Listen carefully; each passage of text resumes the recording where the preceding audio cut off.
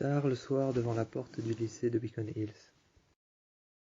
C'est à 22 heures que Théo attendait impatiemment la venue de Lydia, qui avait un mauvais pressentiment.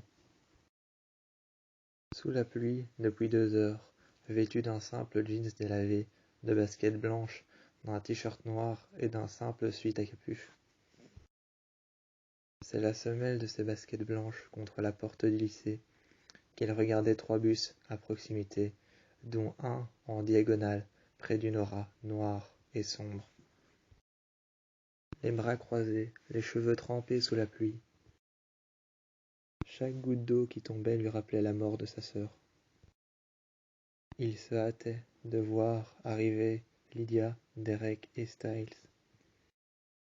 Et dans cette aura noire se présentèrent à lui une ombre béante, dans laquelle se trouvait une silhouette. Ce qui, d'après lui paraissait être sa silhouette. Il se rapprocha et vit son frère jumeau, Raven. Des corbeaux apparaissèrent dans le ciel noir, et une nuée d'araignées vint à se joindre à eux devant l'école. Une nuée d'araignées, des veuves noires. Une nuée d'araignées et un aura de corbeaux assombrissèrent les couloirs du lycée. Soudainement, ils s'enfermèrent dans le lycée, le dos plaqué contre son casier. Il vit passer un aura de corbeaux dans le couloir, et une nuée d'araignées, des veuves noires, qu'ils ne remarquèrent même pas. Ils se regardèrent dans le miroir, et vit le visage de Raven en face de lui, son jumeau.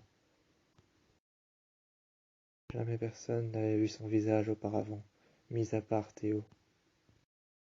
Le regard similaire à lui, il tenait en main une machette.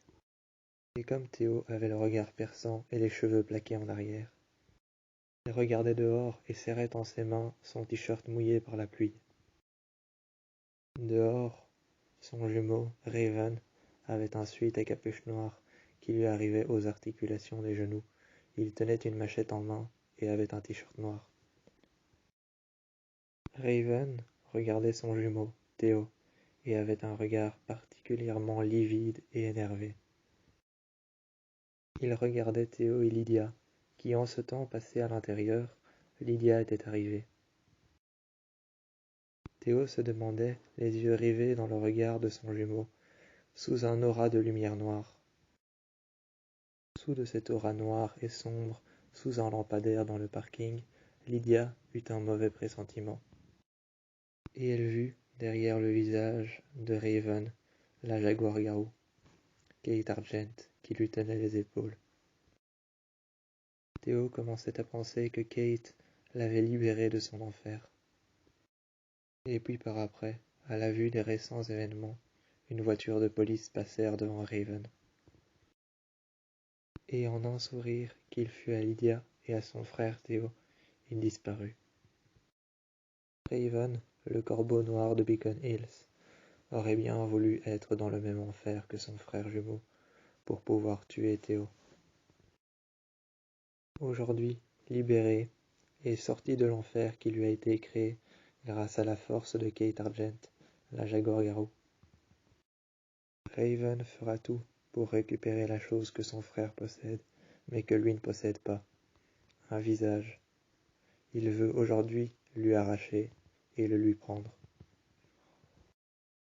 Aujourd'hui, Raven recherche Théo plus que toute autre chose pour l'avoir échangé il y a 5 ans contre le pouvoir et la puissance. 5 ans avant, Raven, à cause de son frère Théo, a été le cobaye du docteur Valak. Enfermé à Beacon Hills il y a 5 ans pour pouvoir être le cobaye de test d'une puissance psychotrope non testée.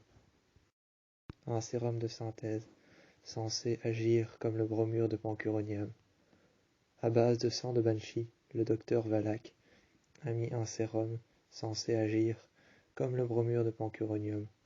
Mais cette puissance psychotrope non testée n'a pas agi comme il le fallait.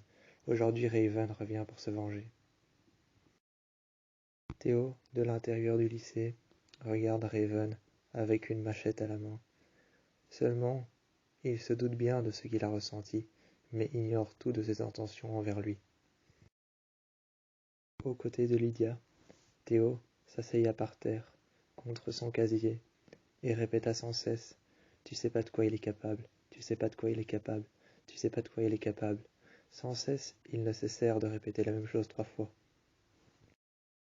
Il releva la tête, les mains sur les épaules, il releva la tête, et c'est alors qu'il vit l'un des casiers, en bas, s'ouvrir, et des scorpions, par centaines, sortir de ce casier, et rejoindre les contours de Théo, assis par terre. Lydia ne vit pas non plus, et n'entendit pas non plus les scorpions. Elle ne vit pas ce qu'ils voyaient, et n'entendit pas ce qu'ils voyaient. Mais lorsqu'elle se tourna, elle vit Kate Argent, la jaguar-garou, arriver droit vers eux, entourée d'une nuée, une nuée aussi noire que les nuages qu'il y avait dehors, une nuée d'araignées, ainsi que la jaguar-garou, Kate, qui avançait, avec ses crocs et ses lames acérées qu'elle tenait en main. Ses crocs et ses lames acérées qu'elle tenait en main, elle avançait tout droit, sans regarder nulle part s'il y avait un obstacle. Elle avançait, et elle avançait droit vers Lydia, tétanisée par la peur, qui regardait la jaguar-garou, Kate, avancer d'une nuée d'araignées noires, avec 2 lames en main. Lydia ferma les yeux, et apparut tout aussitôt devant elle, dans le couloir, les flammes, et à travers les flammes marchèrent le jumeau de Théo, Raven, avec son sweat noir, son jeans noir et ses baskets noires. Il avançait à travers les flammes, et Kate, qui venait de partir, avec les 2 lames qu'elle tenait en main, avançait entre les flammes, Raven, avec 2 machettes qu'il tenait en main. C'est alors que plus loin, au fond du couloir, il y avait Théo, qui se répétait que Lydia ne savait pas de quoi il était capable. Lydia prit alors Théo par la main, par le bras, et il courut dehors avant de voir le reflet de Raven dans la fenêtre. À l'intérieur du lycée, Raven, à l'extérieur, montrèrent alors à Théo et à Lydia, qui étaient à l'intérieur, prisonniers des flammes et des visions, ce que faisait apparaître Raven. À l'intérieur, Lydia et Théo vurent alors à l'extérieur le reflet de Raven, qui montrèrent alors 2 lames, et soudainement le GSM de Lydia vint à s'allumer.